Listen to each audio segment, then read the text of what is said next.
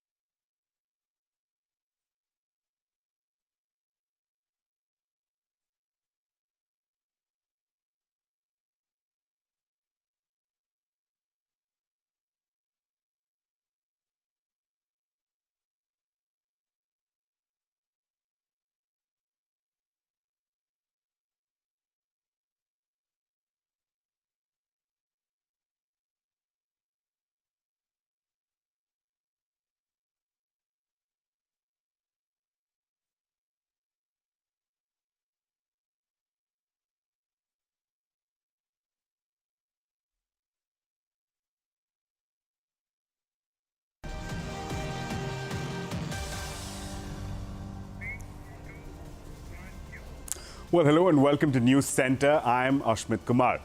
Abraham Lincoln became the US president in 1861. Just 1 year before that is when British India had enacted the Indian Penal Code, that's way back in 1860. It is this criminal justice system that is sought to be phased out.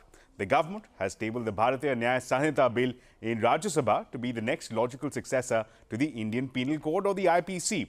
Now, it is much smaller. It has 356 clauses as opposed to 511 sections of the IPC.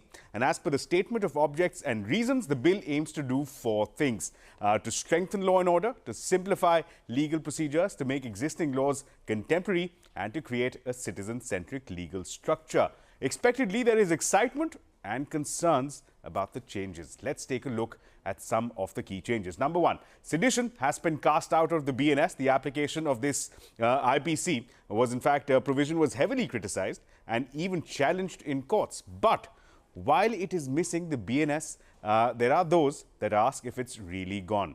Clause 150 of the BNS reads that whoever encourages feelings of separatist activities or endangers sovereignty or unity or integrity of India shall be liable for a maximum punishment of a life term. Some caution that the open-ended wording of this clause allows scope for misuse, like the sedition provision under the IPC. Number 2. For the very first time, the BNS bills defines what is terrorism and terrorist actions. It was missing in the IPC. But here too, the language used has inspired some concern. The bill says that whoever commits an act in India or abroad with the intention to threaten the unity, integrity and security of India, to intimidate the general public or a segment thereof, or to disturb public order, would be liable to face action. Some experts warn that the last bit about disturbing public order may be prone to abuse. Number 3. Another concern has been the clause 195. Now, it deals with hate speech and has been carried forward from section 153B of the IPC. But here's one key addition that has been made under clause 195. Under this new provision, anyone who makes or publishes false or misleading information jeopardizing the sovereignty, unity and integrity or security of India shall be liable to face punishment for maximum punishment of 3 years. Number 4. For the very first time, mob lynching has been defined. It was missing under the IPC. It has now been introduced as clause 101 or 101. It clearly provides that any group of 5 persons or more acting in concert commit murder on the grounds of race, caste or community, sex, place of birth, language shall be liable to face a maximum term of life imprisonment. And finally, number 5, clause 69 is an interesting addition. Here, the BNS provides that whoever, by deceitful means or making by promise to marry a woman without any intention of fulfilling the same, has sexual intercourse with her, shall face the maximum term of 10 years. Importantly, deceitful means has been defined to include false promise of employment or promotion, inducement, or marrying after suppressing identity. And number 6, BNS has also introduced the concept of community service for smaller offences such as defamation, attempt to suicide and non-appearance after proclamation. The bill now has been referred to a joint parliamentary committee. The government is hoping that it can get the bill passed in the winter session of the parliament. To take this discussion forward, I'm now joined by senior advocate Arvind Datar and ace criminal lawyer as well as public leader Majeed Memon. Gentlemen, thank you so much for joining us. Mr. Datar, let me come to you. The IPC, we've had it since the year 1860. So it's been 160 years that we've seen the criminal justice legal framework evolve. It has managed to keep up with very many changes that we've seen over the last several decades. Was there a need felt within the legal community that there is an urgent need of an overhaul? I don't think there was a need for replacing the Act, the IPC completely. The IPC is now there for almost 160 years. And those of lawyers who practice in the criminal side have not seen any major concern with the IPC.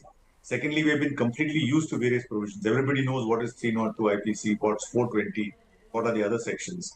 So there was no need for a complete overhaul. You could have added these sections like terrorism, and the section you just mentioned could have been added at the appropriate places without altering the entire provision completely. Secondly, what was surprising to me was that such a major change should have been preceded by some discussion paper. For example, when you had the data protection bill, you had the Sri Krishna committee who gave a draft white paper, then you had a draft bill, then that was subject to public discussion, only then introduced in Parliament, again subject to 74 changes. So in a matter of criminal law with such major changes, we still don't know what was the expert committee, what are the recommendations, why was the need for this complete 180 change. Every law is being replaced. And this complete, and if you see the Evidence Act, virtually the same sections are with just new numbers. Now 302 is 150. Now every police officer knows what is 302. Now somebody has to relearn 150, relearn the again sections. It is going to be a very problematic thing. The intentions are good, but they could achieve the same objective with tweaking the law rather than replacing the law. Let me take that across to Mr. Memon. Mr. Memon, thank you so much for joining us. The view that is emerging is that this overhaul perhaps may not have been the need of the hour, but rather just a few deletions or additions to the existing IPC, which has served good for the last 160 years, would have achieved the same objective. Do you agree with that? Now, before I answer your question, I must introduce the basic facts in the sense that what is the importance of criminal jurisprudence or criminal justice system in a civilized country governed by rule of law. Please remember that a country's civilization can be best assessed by the success of its criminal justice system. If your criminal justice system is weak or is not effective, you are not civilized country. And in order to have assessment of success of criminal justice system, one has to turn to the prisons of the country. Remember, this is very important. And if by that yardstick, if you look at India's prisons, you see, I fortunately had the opportunity of working for almost 5 years as a member of the Parliamentary Standing Committee for Law and Justice. And I have given many suggestions with regard to various weaknesses in our system. Firstly, I must tell you that our prisons are overflowing with inmates, which is a bad sign. And in that context, if a whole world, examination you take as far as the criminal justice is concerned, you will find that Netherlands probably stands at the top, where the number of prisoners at a given time is minimal. In the whole country, there are only 19 prisoners, whereas in our country, every prison is overflowing, and there is a need for construction of more prisons, which is only indicative of miserable failure of our criminal justice system. Now, what is the remedy? The remedy, you must understand that for the past 76 years, under the current constitution from 1950 onwards, British laws have been adopted, and we are governing our system under these existing criminal 3 laws, as the government says now. The Honorable Home Minister wants a total revamp of CRPC, IPC, and Indian Evidence Act. It is not a small job. It's a marathon assignment. You can't in one stroke, bring 3 new laws and substitute them for the laws that have been were used for the past over a century. Now, remember, the government, there are a few, I'm happy that the government has at least thought about need for a reform in criminal justice system. Because if the constitutional commitment you see, you will find that we are bound, the state is bound to provide inexpensive and speedy justice to every citizen. Now, by this test also we have failed. Where do you, Mr. Memon, if I may come in on a supplementary question. Yes. Just to build on the point that Mr. Datar had made, you're saying that perhaps there was a need of a remedy, but maybe such a shock and awe response was not required. Perhaps a more gradual consultative approach was required. Is that your view, that perhaps more public consultations, perhaps more committees to dwell on such changes? Is that the answer? No, certainly, precisely. That is why I have said a minute earlier that it is not a small job, that you've just thought of it, and if you have numbers, you will get the bill passed through the voice vote or something like that. That would be disastrous. You see, if you are touching this subject, you will have to have very careful examination of each and every provision of each of these 3 acts. It's not sundry that you can lock, stock and barrel replace something like that. As my friend has rightly said, and I would endorse that we need marathon exercise of study from the experts. You see, the bar is to be consulted, the bench must be taken into confidence, the law commission must be there, the people's opinion is to be sought. It is not a small job. And then you can't do, in one stroke, that you will say a whole criminal procedure code to be replaced by, and you give a Hindi name as though it will change the entire system.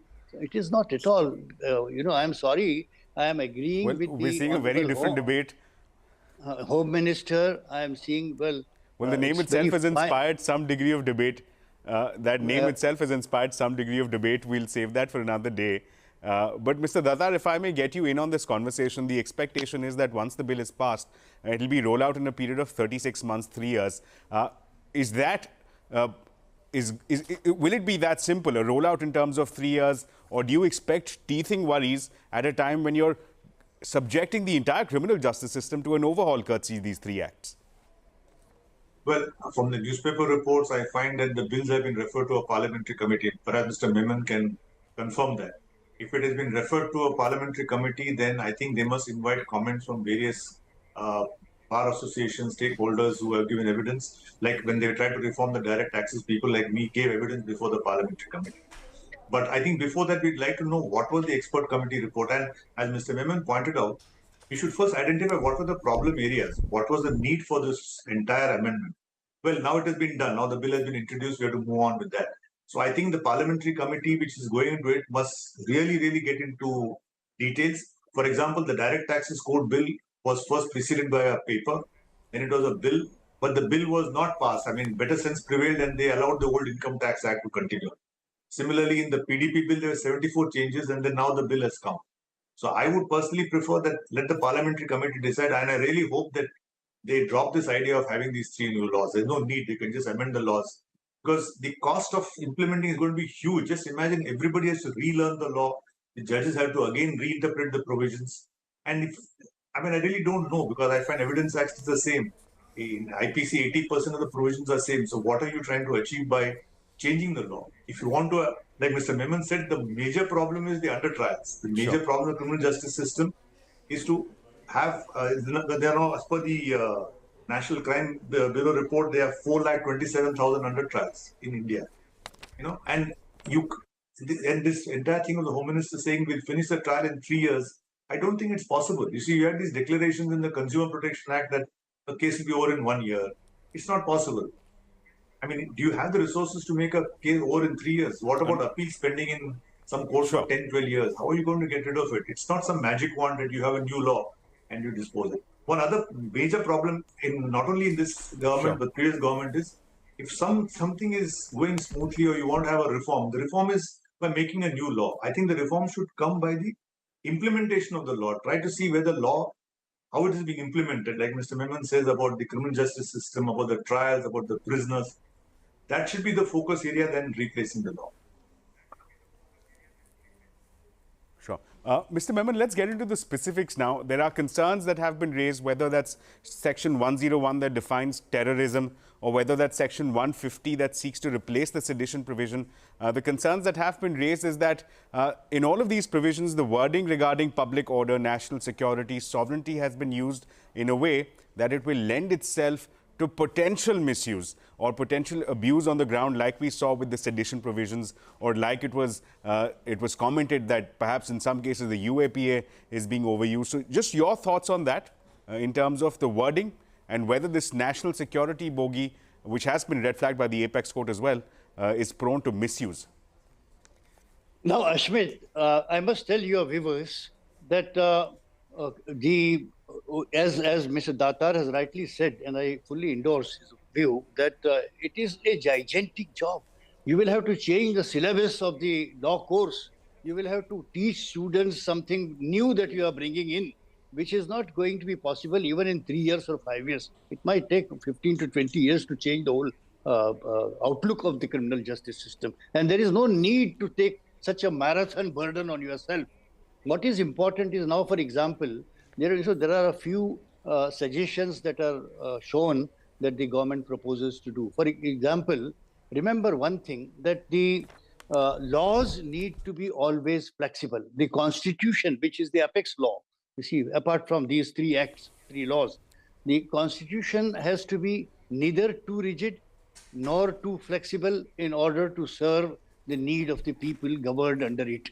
Now, even laws, every laws have to be changing with the change in society. The needs of the society keep on changing as society changes from time to time.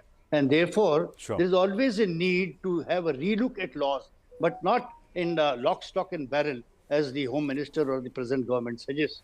Now, for example, there are a few things which we will seriously oppose, or even any activist or the bar or the bench, everybody would oppose. For example, this particular change suggests that the arrestee, after arrest, police custody, which today under the Code of Criminal Procedure Code is 15 days. Beyond that, you can't be kept in police custody. Now they want to enhance it to 60 days or 90. This is horrible. This is going to only add to the turmoil of the people. Now, about